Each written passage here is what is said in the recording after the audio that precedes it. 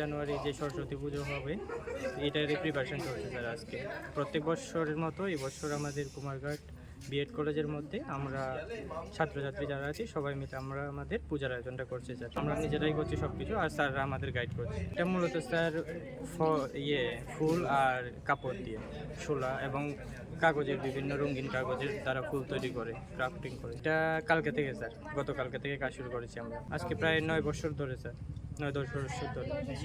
2015 থেকে এটি কলেজ শুরু হয়েছে, তখন থেকে স্যার পুজো।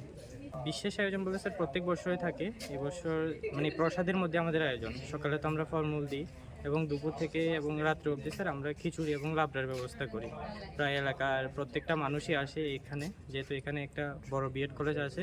তো প্রায় আমাদের আগেরবারও 800 মানুষ হয়েছিল, এবারও স্যার আমরা 700 মানুষের মতো আয়োজন করছি স্যার। বাজেট মোটামুটি স্যার 25,000। খুব বেশি আনন্দ করি স্যার, নিজেদের মধ্যে কাজটাকে ভাগাভাগি করে।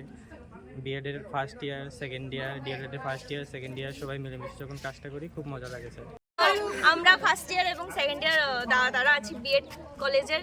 সো আমরা সবাইকে আমন্ত্রণ জানাচ্ছি, আমাদের সিটি কুমারঘাটে আসবেন, অনেক এনজয় করবেন, অনেক আনন্দিত। আমরা সবাই একসাথে আলপনা করছি গতকাল থেকে, আজকে সকাল থেকে অনেকগুলি কাজ করেছি এবং আমরা ক্রাফটিং করে অনেক কাগজের ব্যবস্থা করেছি, ফুল বানিয়েছি।